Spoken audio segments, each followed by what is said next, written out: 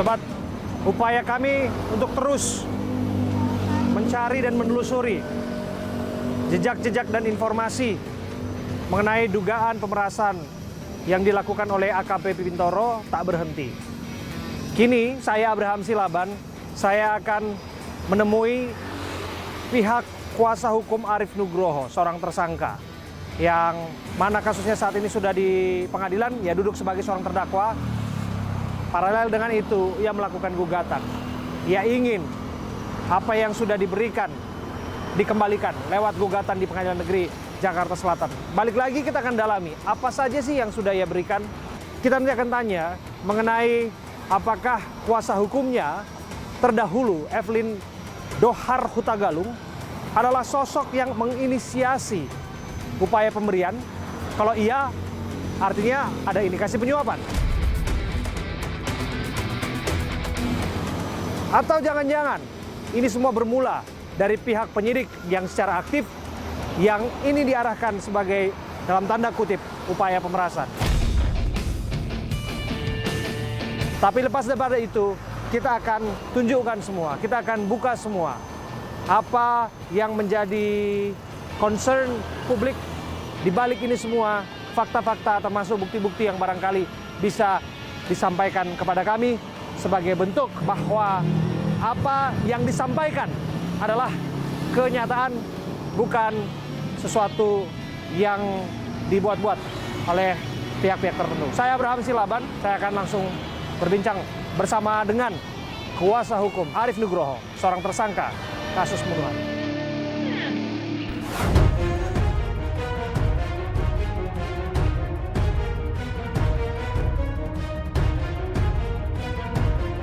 Sobat, saya Abraham Silaban, saya sudah bersama dengan Pak Romi Sihombing yang merupakan Ketua Divisi Hukum ya, WRC dari Watch Relation of Corruption.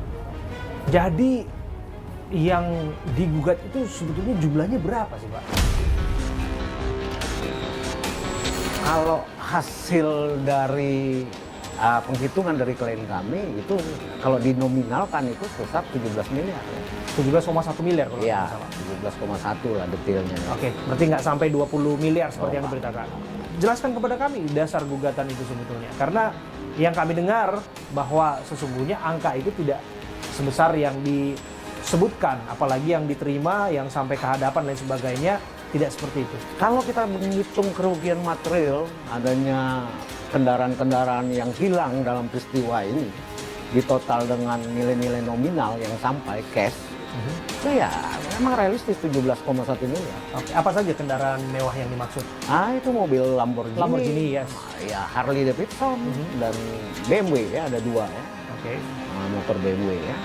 Dan ini memang diminta oleh oknum? Ya, jelas-jelas diminta. Diminta atau ini adalah upaya untuk memberikan sesuatu agar kemudian kasusnya ini tidak dilanjutkan? Merupakan bagian. Karena permintaan sejumlah nominal tidak terpenuhi, ya kompensasinya barang. Kita harus tegaskan kembali nih, karena hari-hari ini disebutkan ini bukan pemerasan, malah ini dugaan penyuapan. Kalau kita bisa diferensiasi, pasti kita harus lihat siapa yang aktif di sini. Tersangka yang hari ini sudah duduk sebagai terdakwa, yaitu klien Anda, atau yang justru dari oknum aparat itu? Permasalahannya kita tidak tahu ya sampai ke sana ya, Abraham ya. Karena perkara ini kan ditangani namanya lawyer ya. Namanya lawyer, namanya saya Evelyn, EDH ini. Evelyn Dohar Hutagalung. Ya, kita inisialkanlah EDH ya.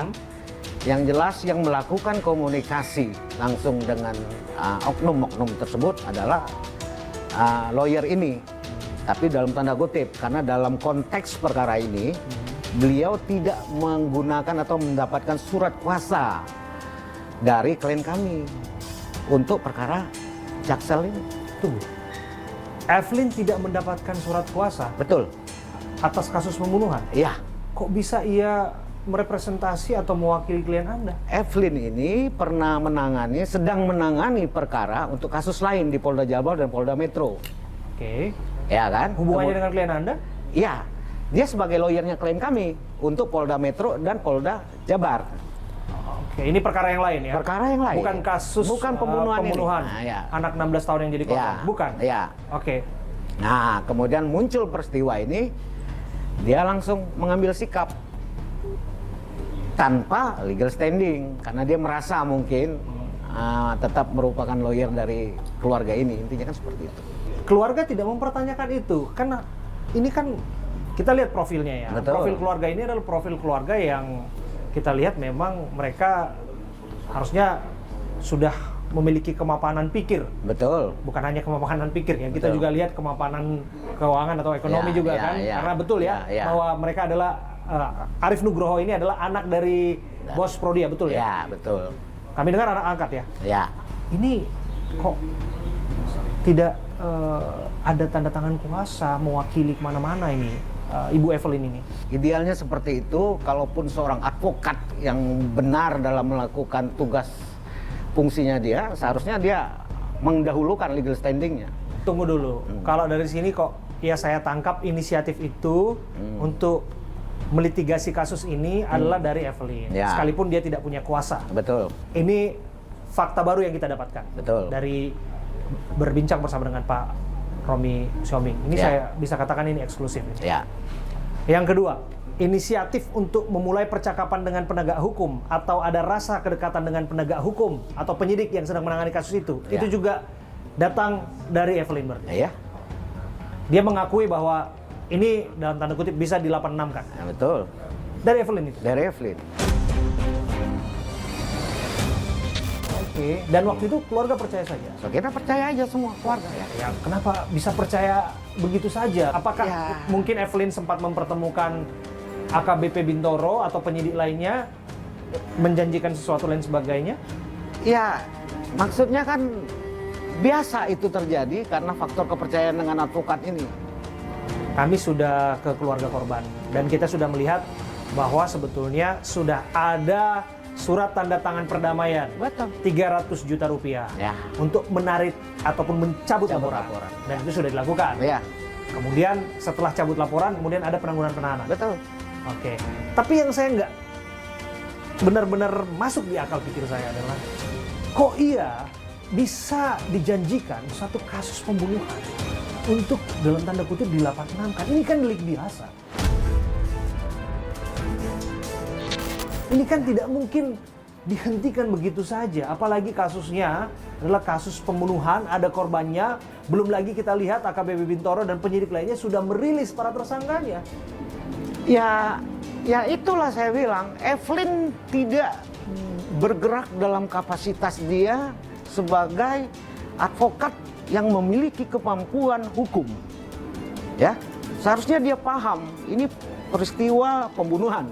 Betul. Bicara restorasi justice, kita bicara Perpol 8 tahun 2021, di mana pembunuhan ini termasuk suatu tindak pidana yang tidak bisa dilakukan RJ. Nah, tapi karena dia mendahulukan nego-nego suap-suap ini, ya mungkin itu menyilaukan semuanya. Sehingga beranggapan bahwa yang penting korban sudah tutup mulut.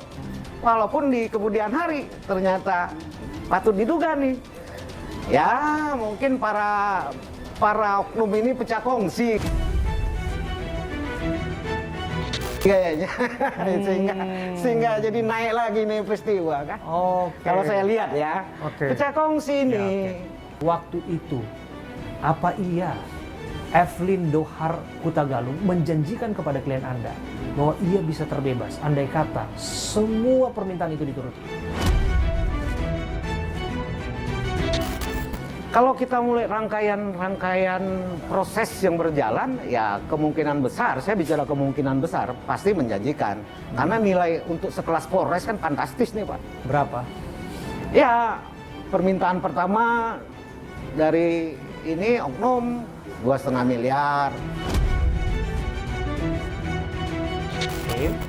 Kemudian naik lagi ke pimpinan, minta lagi, naik lagi, Oke. minta lagi. Ini siapa ini yang minta sebetulnya? Dibuka saja, siapa yang minta?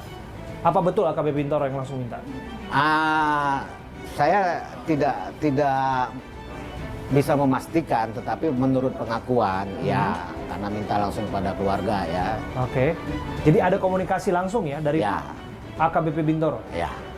mantan Kasat Reskrim Polres Jakarta Selatan kepada keluarga tersangka. Saya nggak berani memastikan, tapi menurut pengakuan klien kami seperti itu. Karena kan kita sudah dengar dari AKBP Ya, Bintoro mengatakan silakan cek handphonenya, Ya. silakan cek bukti komunikasinya. Betul. Ia tidak pernah berkomunikasi secara langsung dengan Betul. para tersangka. Betul. Termasuk juga disebutkan kalau disebut ada wire ataupun transfer kepada rekening, silakan cek aja Ya. buka rekening koran dan lain sebagainya. Betul. Dia juga Tapi patut diduga tema bahwa itu. di sini Evelyn yang bermain. Kalaulah kemudian Evelyn menjadi orkestratornya, ya kenapa AKBP Bintoro yang digugat? Kalau bicara tindak pidana korupsi, bicara suap, itu kan penyalahgunaan kewenangan di situ. Karena ada keterkaitan dengan perkara yang sedang mereka tangani. Kan jelas kita membayar, klien kami ini membayar, memberikan sesuatu pun harus ada kompensasi. Kompensasinya apa? Perkara ini tidak berjalan. Tapi kenapa berjalan? Kami dengar selain AKBP Bintoro ada juga AKBP Gogo Galesung yang di Patsus. Kami punya bukti, bukan hanya di level kasat, bahwa aliran dana ini sampai kepada tingkat pimpinan. Oh ya? Oh ya, Pimpinan apa yang Anda maksud? ya pimpinan institusi. Kita punya bukti, dokumen, kita punya ininya pernyataan langsung dari si klien kita yang menjamin bahwa benar terjadi pertemuan dengan pimpinan. Dan ada pengakuan. Kenapa Ada saya pengakuan? katakan pecah kongsi? Ya kan? Ya masa pimpinan cuma dapat kita bilang 20% dari total Oke. yang diterima oknum-oknum itu semua kan. Tersinggung nih kali ya. 20%?